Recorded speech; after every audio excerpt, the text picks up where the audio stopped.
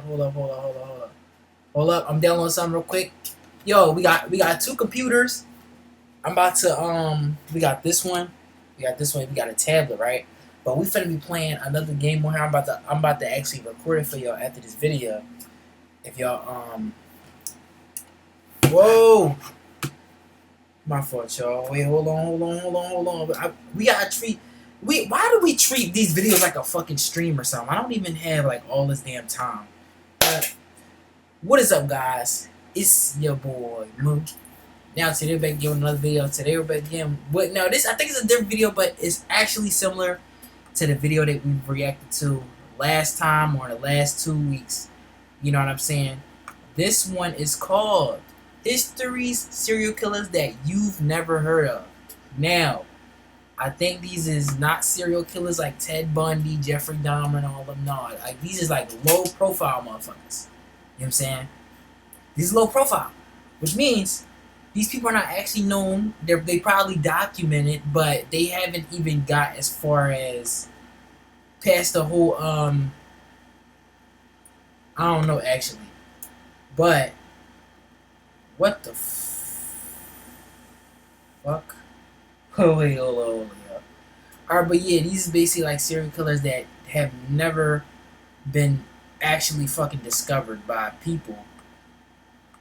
I mean, of course, I don't fucking know. Wait, hold on, y'all. Hold on. I think we're gonna just get to the video. I'm not even gonna lie, cause this shit pissing me off. This computer mad slow. Alright, but we just gonna get to the video. You know what I'm saying? We gonna see what the video got to offer, what the video gonna be about. You know what I'm saying? I'm a little curious anyway. So without further ado, let's get it. Whoa, hold up. Here's something you've probably never heard of. Ow. So you really like serial killers, huh?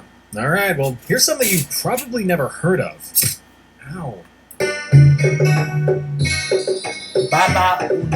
Now, when you think of the term serial killer, you probably wiggle your brain towards figures like Jack the Ripper, Ted Bundy, or even Jonathan Wayne Gacy. But everyone knows about those guys. History has a myriad of murderers that have remained out of the spotlight. After all, humans have been going at each other in silly squabbles since the dawn of man. I say, your cock is bigger than mine. How about you? Oh, you so big. But first, we have to ask ourselves, what exactly is a serial killer? Well, according to the FBI, the definition has shifted its criteria across the years, with differing requirements for the number of victims, motives, and all that jazz. But the current definition, as it stands, is someone who forces at least 3 people to cash in their life insurance policies in 3 separate times or locations, often with a cooling or premeditation period in between. So with that out of the way, our first creature that meets this criteria is one Ana de Pistoia, more well known as Baba Anyoika. She was a truly withering wicked witch back in the days of Yugoslavia, but before she was just a walking wrinkle, she was a babe in her head. So, for some reason, I feel like they're trying to say like she ain't really physically kill people. She used witchcraft, basically. That's what I'm thinking. Or she probably poisoned people, something like that. I don't know. Probably. But after an unfortunate encounter with an Austrian stud muffin who left her destitute, devastated, and diseased at the age of 20, young Anna became reclusive, finding solace in the study of medicine and chemistry. She became quickly consumed in the world of medical treatments, both conventional and homeopathic. But after years of preparing potions and lotions in solitude, Anna's father stepped in and offered some advice. Medicine good, but baby is better. Go make a baby. Many baby. Imagine being able to build an app with your name on it, just by thinking about it. Meet Base 44. And so, Anna was married off to a wealthy bachelor. A much, much older wealthy bachelor. But the old geezer was still able to please her, or at least achieve the biological functions required to put a baby in her belly. 11 times. But since their genetic materials seemed to be made out of a wet tissue paper, 10 of the 11 children crossed over into the shadow realm before even reaching adulthood, with Anna's husband trailing behind shortly after. With those eventful 20 years of her life shrinking into the distance of her rear view. Yo, I feel like that type of storyline is deadass would create serial killers too. That's crazy. That's her dad fault. I'm not even gonna lie, that shit crazy. An old ass bitch. Bro, did they not know that back in the day that like at a certain age motherfuckers cannot have kids, bro? Did they not know that? They not fucking know that shit. That's crazy. Mirror, Anna returned to her studies, setting up her own chemistry lab in her now inherited estate. She gained a reputation as a healer and herbalist in the local village, providing syrups, serums, and solutions to anyone in need. She could fix coughs and colds or mend bumps and bruises. This reputation gave her the name Baba Anyoika, as she was seen as the caring grandmother of the village. Her services did make her a pretty penny. Yo, you gotta think about it, bro. That old ass man, bro. That nigga was. Yo,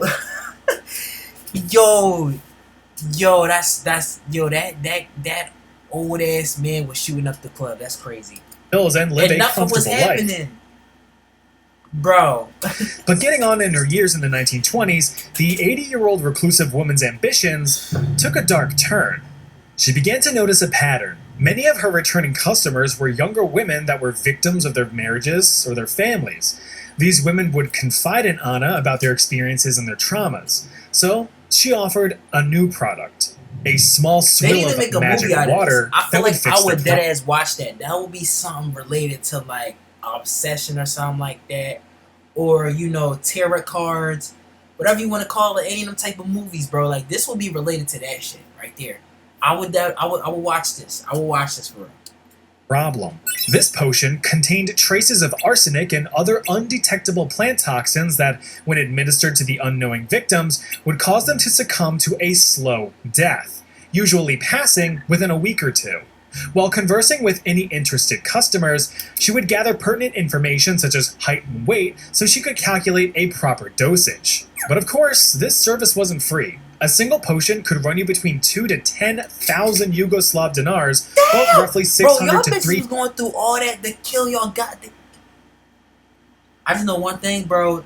Look, nowadays, my nigga, they can't do that shit no more. Like, bills is high. Like, like the cost for food and shit is high. Like, everything is just up here. They can't do that shit nowadays. Like, you gonna really have to... Bruh, what the fuck, my nigga? $1,000 in today's money. That's crazy. But if you were desperate enough, your life savings could save your life. It is estimated that between 50 to 150 men died as a direct result of Baba. So, to be real, she got rich off of that. But the only way to survive that was your family gotta be poor as shit. Or you gotta be broke for real. So, like, yeah, she can't really get like a... She can't really kill you. Anyoika's magic water. Now, so, the thing is, right... Listen, the main reason I feel like something like that wouldn't even work on this generation is because a lot of these niggas be bums and they be beating up their girlfriends and shit. So you gotta think about it like that. If the potion can't be afforded, you know what I'm saying? Like,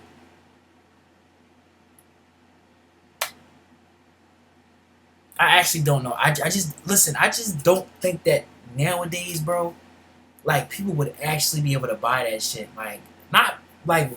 I mean, like, regular people. Like, people like me and you, gang. You know what I'm saying? Because you got to think about it like this. Like, rent high and everything. You think motherfuckers going to really, like, you basically, that's basically life or death. Because you trying to get somebody killed.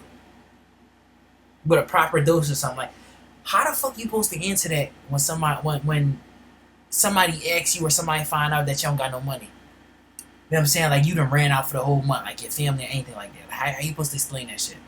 And these is married women, so I'm assuming if you was trying to buy some shit like that, your family would just fall apart, bro. When there's a bunch of husbands dropping like flies around a village, things are going to get suspicious. A few of the wives were interrogated, but no one would fess up to any crime. It wasn't until 1926 that things would turn sour.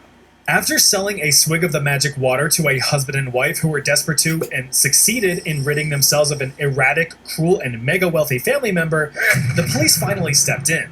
Once a rich dude dies, then it's serious. The living members were arrested and interrogated until, finally, the wife caved and outed the unassuming Shaky Sr. as the mastermind behind all of the village's mysterious deaths. Anna was all, but the testifying defendants retaliated with a resounding, yeah-huh. Many of the village's new widows claimed they had no knowledge of the poison within the potions, and that instead, the old woman used black magic to kill them from afar. The now 91-year-old Baba Anyoika was formally arrested in 1929 and sentenced to 15 years of hard labor, or whatever hard labor that dusty old How the bitch fuck- could even perform. Huh? She was released just 8 years later at age 99 due to her very obviously blinking health bar. She died shortly after her 100th birthday in 1938. She really lived for that long?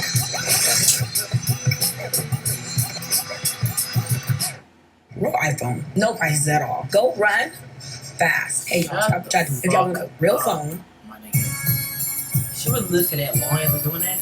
That's crazy. If there's a way to game a system, you can bet your fat tits that the scummiest of the scum will find ways to take advantage of it. Bro, what are these analogies, these motherfuckers? Like, what are you saying, dog? Why the fuck you just said that? Like, you a grown-ass man, bro. What's up with you? Next on our list is Amelia Dyer, Freaky one of ass the slang. UK's What's wrong most with this infamous serial killers and one despicable excuse for a human being. And you've probably never heard of her. Back in the day in 1800s Great Britain, unmarried mothers kind of got shafted by the government after getting shafted by their partners.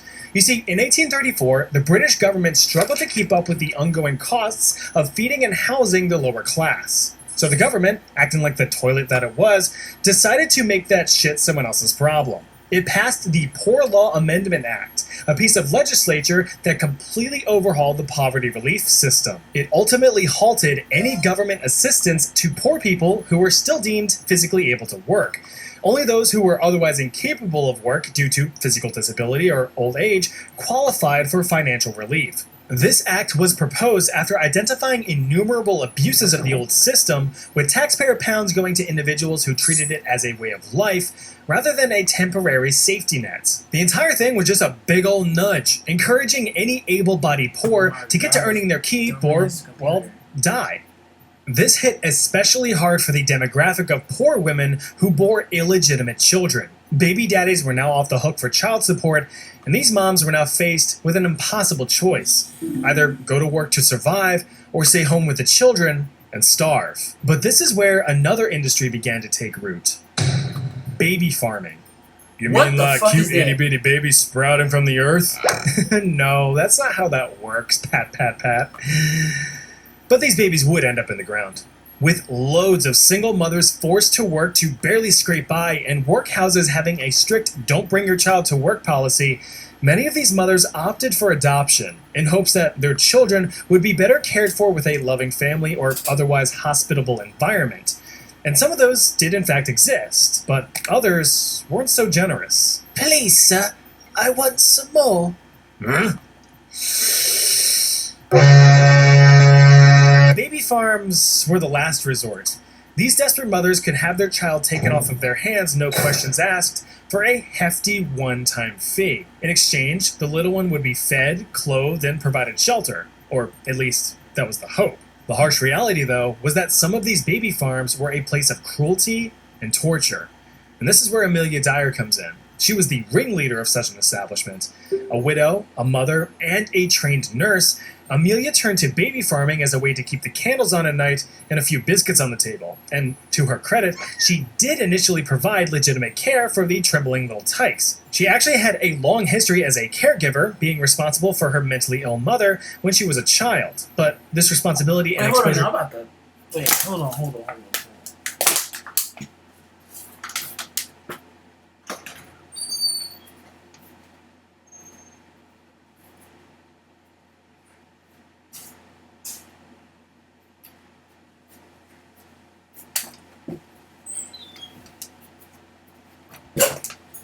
My fault, y'all. Wait. Close the goddamn door, man. to mental illness at such a young age took an apathetic toll on her, one that would fester and eventually manifest itself down the road, right about the time that she had a healthy supply of tumbling toddlers teetering around. And that's when the deaths started. Many of the children that she took in began Final Fantasy fading away from various forms of neglect or starvation. But this was all part of the plan. Man. One less child is one less mouth to feed and one less financial burden to bear. After all, the payment was already received, so anything after that is just opportunity cost. Beginning her baby farm in 1869, it took 10 years before anyone became suspicious of her shady business plan. Local doctors took notice to the alarming number of deaths under her care and decided to intervene. Dyer was charged with neglect and sentenced to just 6 months of hard labor, with any remaining children taken from her care. But that wouldn't stop her. Shortly after her release and a few spells in a mental facility, Amelia waddled off to Reading to start from scratch, and it wouldn't be long before she refilled her inventory of children. Only this time, things would be more deliberate and precise. She placed advertisements in the newspaper under a false name and narrative, claiming to be a loving couple who wanted nothing more. Okay, so she's lying now. Okay, married couple with no family would adopt healthy child in nice country home. Terms: 10 Hardened care of ships, letters exchanged, Stokes Croft, Bristol's, highly respectable married couple, wish to. No one damn well she ain't got no nigga. That's crazy. A good country home. Premium required very small home times in near office. Than to provide a life of love and comfort to a child they could never bear.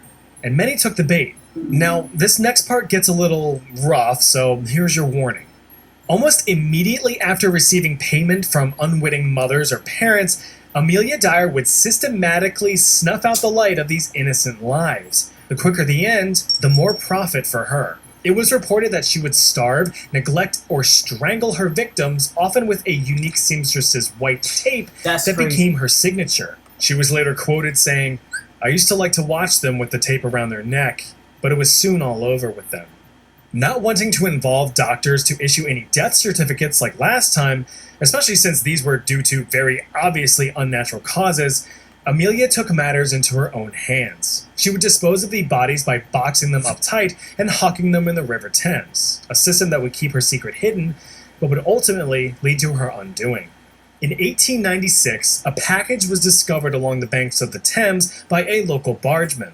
Out of curiosity, he eagerly explored its contents, but was struck with horror. The package contained the body of an infant girl and a few bricks that failed in weighing the container down.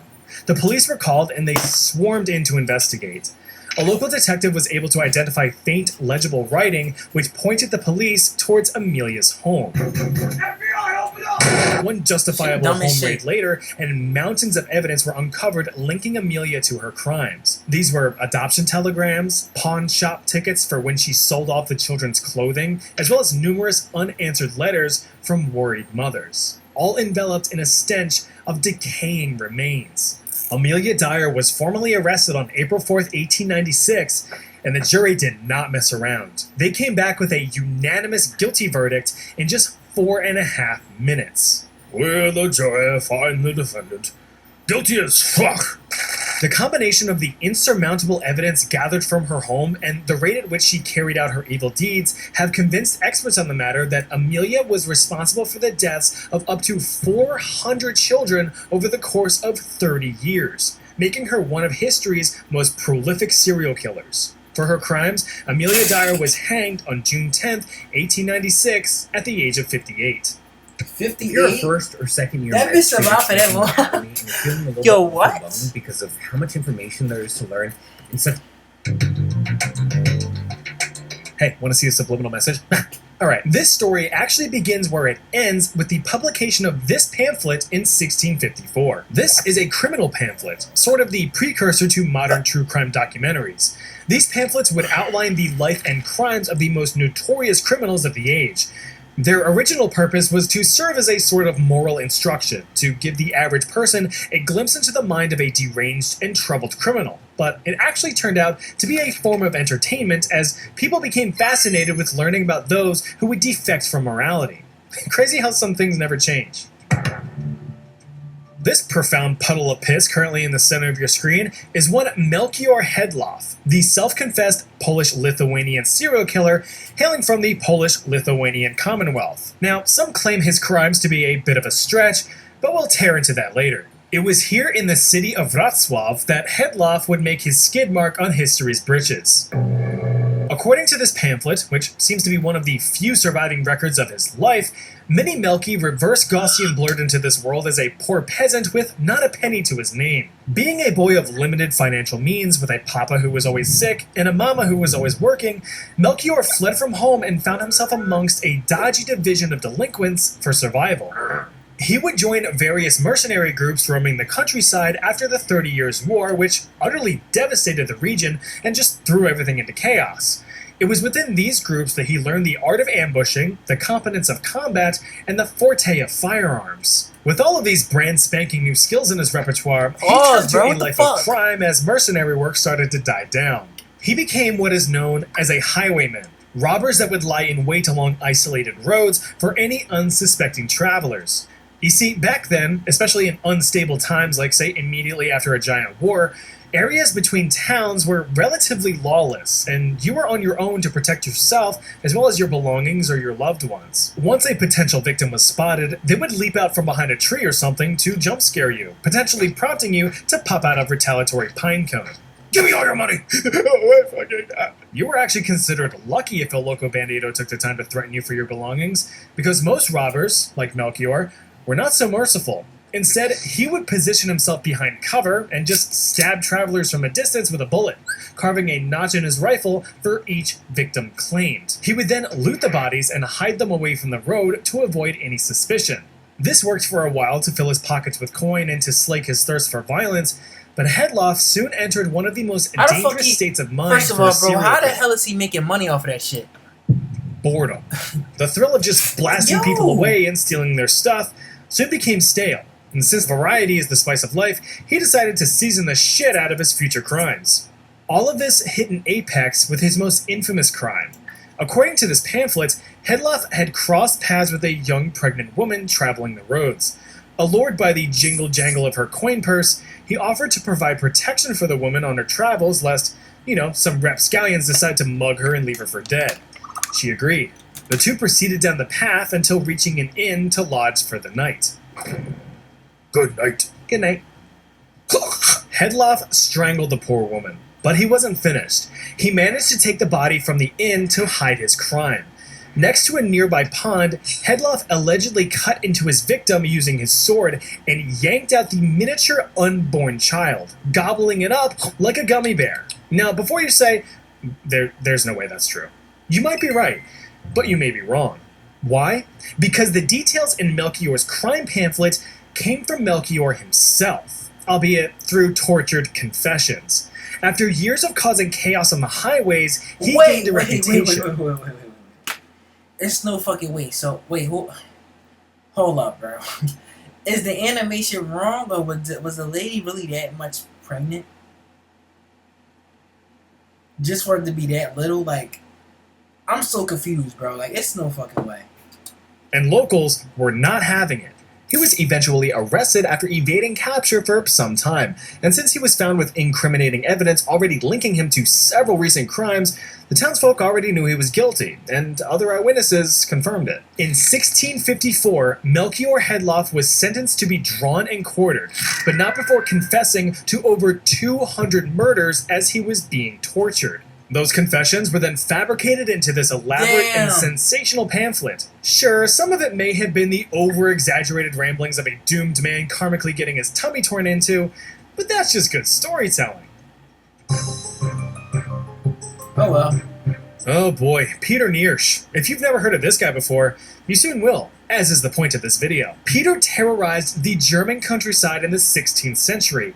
He was often described as demonic, having been accused of dabbling in black magic and dark sorcery. He began his young adult life as a shepherd, but feeling sheer sheepishness from his lackluster career, he heard of better opportunities abroad, but would later find himself on the lam. Like Hedloff's story, Germany at the time, within the Holy Roman Empire, was a land of opportunity, not for the righteous and honorable, but for the lowly and treacherous. This was because Peter lived in the aftermath of the German Peasants' War, a political uprising of peasants that was quickly stamped out by the upper aristocrats, resulting in over 100,000 lower-class deaths. Resentment for the upper class had boiled over, but the impoverished were proven to be powerless against them.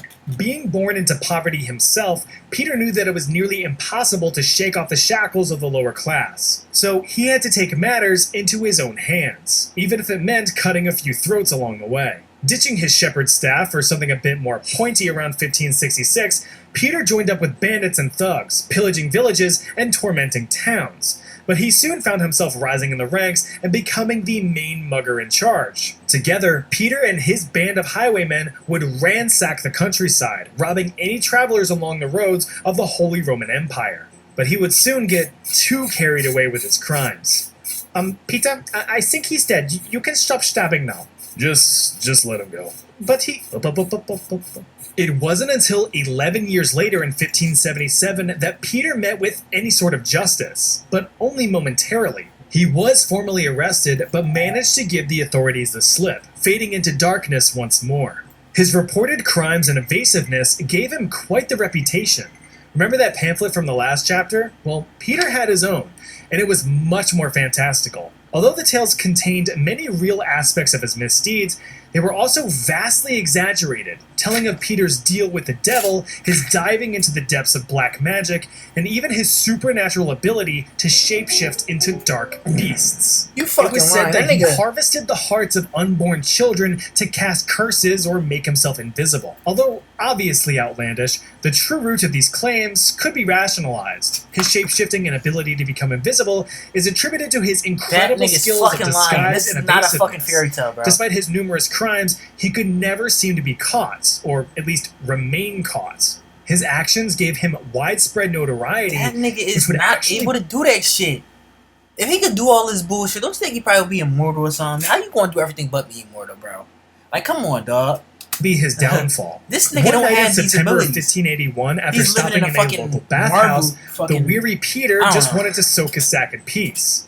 He left his belongings with the owner of the bathhouse for safekeeping, as was the norm. But Peter was unknowingly drawing attention, with some other patrons recognizing the man that was bathing his balls in bliss before them. Curious, a few men snuck over to Peter's traveling bag and opened it, as it was also said to contain his dark magic tools. But the men were soon horror-struck with what they found inside: several severed heads and multiple hearts. Although stunned, they quickly apprehended Peter, and he confessed to his crimes. Peter Niersch was formally arrested and tortured over the course of 3 days in the town of Neumarkt, being broken on the wheel. It is said that the heavy wooden wheel was slammed onto him 42 times. Breakfast? Wheel. Lunch? Wheel. Dinner? Have a hearty beef Wheelington. All of this bashing from the wheel basically rendered the man down to a battered blob, but he was somehow still alive. Don't worry, they had a solution. Peter was quartered. Through his various confessions while getting dunked on by a wheel, Peter Niersch was reportedly responsible for 544 deaths, including 24 pregnant women and their unborn children. He was pulled apart by the people at age 41. Damn. Hey, I know that popping in from time to time with my real self often breaks the immersion of this channel, but I wanted to take some time to genuinely thank each and every one of you fellas and fellettes. It takes a lot to make these types of videos, so yeah, thank you all for Hey, sticking. I ain't gonna lie, y'all go follow him, you know what I'm saying? Cause, I mean, go sub to his channel, you know what I'm saying? Cause, bro, I ain't even gonna lie. These videos is a little entertaining to me. I ain't even gonna hold you. Like, these one of the most entertaining channels that have ever been watched on this channel. I'm not even gonna hold you. Sticking around. I'm saying. And if you want to watch more content, check that out right there. And as always, Just the most disturbing evil human experience. I think we reacted to that last video, I think. Alright, I ain't gonna lie, yo, that's the end of the video. I hope y'all enjoy, you know what I'm saying? I know I did. I'm not even gonna hold you. Yeah, I know I enjoyed. Even though like half of this stuff was like really violent as fuck. I'm not even gonna hold you. This was crazy. But yeah, I ain't gonna lie, yo, that's the end of the video. I hope y'all enjoy, you know what I'm saying? Y'all be safe out there. Let me know what y'all think in the comment section of history serial killers that you've never heard of. But yeah, we out. We bipping. It's your boy Mo.